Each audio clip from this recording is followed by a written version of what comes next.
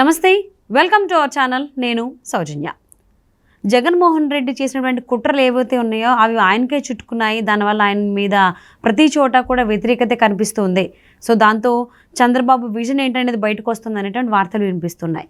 దీనికి సంబంధించి మనతో మాట్లాడడానికి, వారి విశ్లేషణని మనతో పంచుకోవడానికి ఈరోజు మనతో పాటు ఉన్నారు టీడీపీ స్పోక్స్ పర్సన్ సూర్యదేవర్లత గారు ఉన్నారు. వారితో మాట్లాడదాం. నమస్తే అండి. నమస్తే. సో జగన్మోహన్ రెడ్డి కుట్రలన్నీ కూడా ఇప్పుడు బయటపడుతున్నాయి. దాంతో చంద్రబాబు విజన్ ఏంటనేది కూడా అందరికీ తెలిసి వస్తుందని చెప్పి వార్తలు వినిపిస్తున్నాయి. అంటే ఇక్కడ జగన్మోహన్ రెడ్డి చేసినటువంటి కుట్రలు ఏంటి?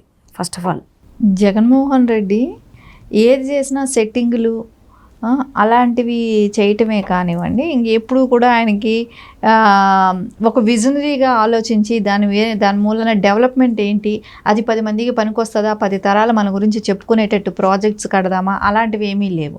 ఇప్పుడు పట్టుసీమ కట్టేటప్పుడు ఏం చెప్పాడు? అది వద్దు, అది వేస్ట్ ప్రాజెక్ట్ అన్నట్టు చెప్పాడు.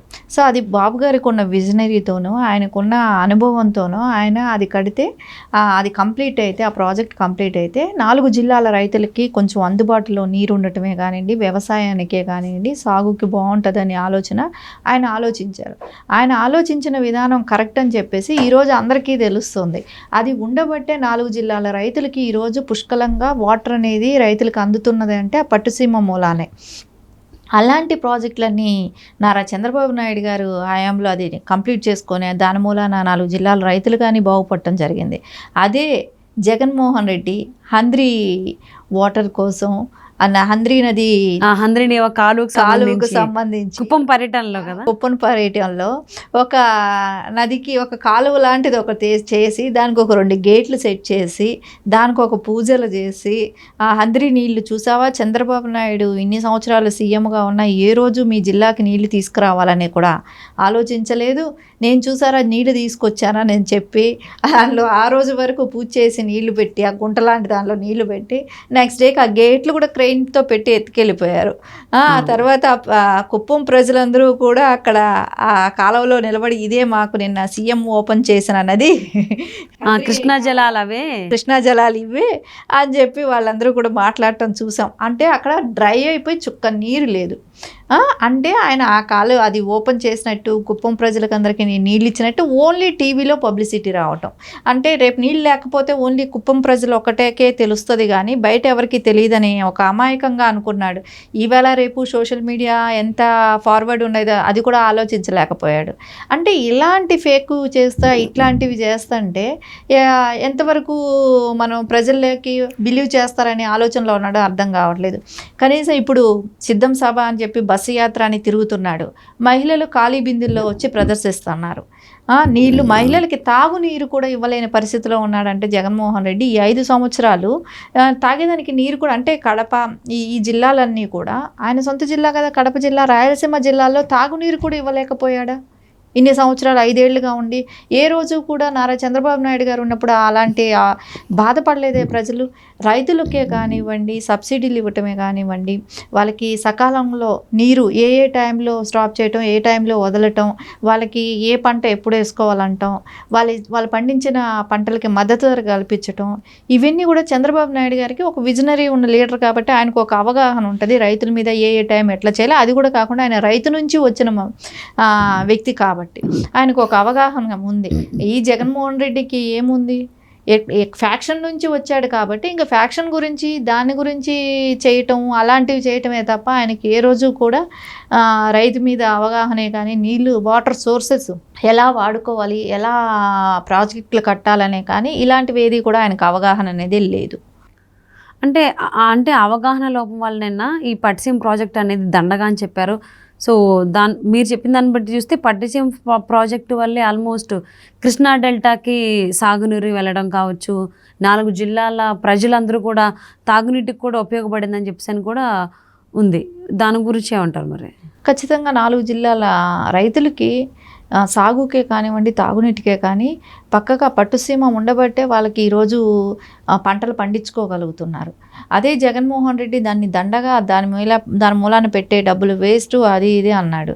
కానీ ఈరోజు అది ఉండబట్టే కదా ప్రజలకందరికీ కూడా 4 జిల్లాల ప్రజలకి ఈరోజు ఏ పంట పండించుకోవాలన్నా ఒక ఆధారం అంటూ ఉంది కదా. సో జగన్మోహన్ రెడ్డికి ఎప్పుడూ కూడా అవగాహన అనేది లేదు.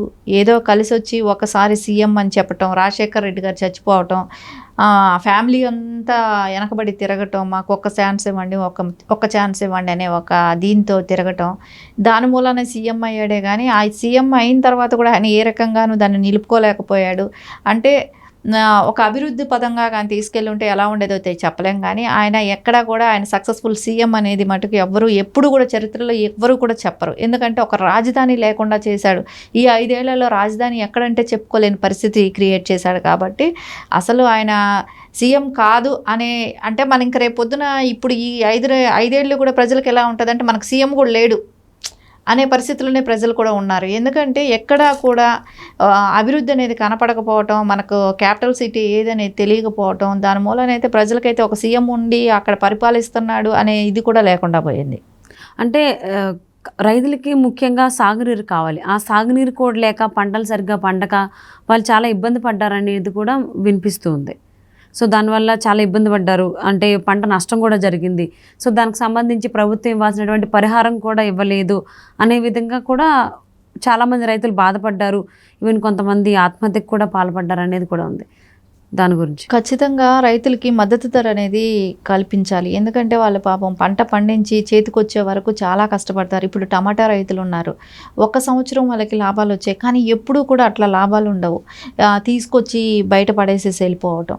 ఒక్కొక్కసారి పంటలకు ఎట్లా ఇప్పుడు మ్యాంగో క్రాప్లు కానివ్వండి, వరి కానివ్వండి, మిర్చి కానివ్వండి, వీటికంతా కూడా మద్దతు ధర అనేది కల్పించటం కానీ, ఒక రైతు మీద ఒక అవగాహనే కానివ్వండి, వాళ్ళకి సబ్సిడీయే కానివ్వండి, విత్తనాలు ఇవ్వటమే కానివ్వండి, రైతులు లోన్స్కి వాళ్ళని మాఫీ చేయటమే కానీ ఇట్లాంటివి ఏవి కూడా అసలు ఆయనకి వాటి మీద అవగాహన లేదు. దాన్ని ఎలా చేయాలో కూడా తెలియదు. అవగాహన లేకనే ఈ పట్టిసీమ వేస్ట్ అన్న వ్యక్తి ఇంకా వేరే ఎలాంటి అవగాహన ఉంటుంది చెప్పండి రైతుల మీద అతనికి? అవును, ఆల్మోస్ట్ ఏ ఇరిగేషన్ ప్రాజెక్ట్ కూడా లేదు. ఇంతకుముందు ఎన్నికలు జరిగినప్పుడు రాయలసీమకు కూడా నీరు అందిస్తా అని చెప్పేసి ఆయన వాగ్వాదం కూడా హామీ కూడా ఇవ్వడం జరిగింది. సో ఆ వైపుగా చూసుకుంటే 5 సంవత్సరాల్లో ఎటువంటిది జరగలేదు. సో మరి చంద్రబాబు గారి విజన్ గురించి ఆయనది ఎలా ప్లానింగ్ ఉంటుంది, దాని గురించి ఏమంటారు? ఒకటి మనం అనుకుంటే ఆయన ఏం చెప్పాడు, పోలవరం కంప్లీట్ చేస్తాను నేను వచ్చిన తర్వాత. చంద్రబాబు నాయుడు గారు ఏం కట్టారు, నేను వచ్చాక కంప్లీట్ చేస్తాను అన్నాడు. అసలు పోలవరం దగ్గర ఒక ఇసుక ఒక బస్తా సిమెంట్ అయినా నువ్వు కలిపి అక్కడ ఏమైనా వేయగలిగారా? ఇప్పటివరకు అక్కడ ఏమైనా పని స్టార్ట్ చేశాడా? ఏమీ చేయలేదు. అదే పోలవరం అయిపోయి ఉంటే, ఎందుకంటే 80% కంప్లీట్ చేసినప్పుడు నారా చంద్రబాబు నాయుడు 20% ఈ 5 ఏళ్లలో కంప్లీట్ చేయలేకపోయాడా? చేసుంటే ఈరోజు అతను పేరు నిలిచేది కదా. అది కూడా చేసుకోలేకపోయాడంటే ఎంత అసమర్థ సీఎం అనేది మనకు అక్కడ అర్థమవుతూ ఉంది. సో మొత్తం భాగం కంప్లీట్ అయిపోయినప్పుడు కొంచెం భాగం కంప్లీట్ చేయలేకపోయినప్పుడే అర్థమవుతుంది ఆయన ఎంతవరకు సక్సెస్, ఎంతవరకు రైతుల గురించి ఆలోచిస్తాడు, ఎంతవరకు అభివృద్ధి గురించి ఆలోచిస్తాడు. ఎక్కడ ఏమీ రూపాయి డెవలప్మెంట్కి ఖర్చు పెట్టకూడదు. సో తీసుకొచ్చామా ప్రజలకి నేను ఏదో సంక్షేమం ఇస్తున్నామని చెప్పటం, అప్పు చేయటం, తీసుకొచ్చి అక్కడ ఇవ్వటం, కొంచెం ఈయన వేసుకోవటం. అదే 20% పంచుతాడు, 80% తినటం సరిపోయింది. ప్రజల రక్తాన్ని పీల్చి పిప్పి చేసి తాగాడే కానీ ఆయన ఏ రకంగా కూడా ఎక్కడ కూడా రైతులకి వాళ్ళకి ఒక ప్రాజెక్ట్ కంప్లీట్ చేద్దాము అనే ఆలోచనలో కూడా లేకుండా పోయాడు. అవును, సో ఆల్మోస్ట్ ఆయన కుట్రలే పన్నారు అని చెప్పేసి అని టాక్ తప్ప ఎక్కడ విజన్కి సంబంధించి కానీ అభివృద్ధికి సంబంధించి సో సంపదను ఎలా సృష్టించాలనే విధంగా అయితే ఆయన ఏం చేయలేదు అనేది టాక్ వినిపిస్తుంది. సో దాంతో చంద్రబాబు గారి విజన్ ఏంటనేది కూడా బాగా తెలిసి వచ్చింది అనేది కూడా చాలా మాటలు వినిపిస్తున్నాయి. సో చూద్దాం ఏం జరుగుతుంది ఏంటి అని. Thank you so much for spending your valuable time with us, లత గారు. Thank you.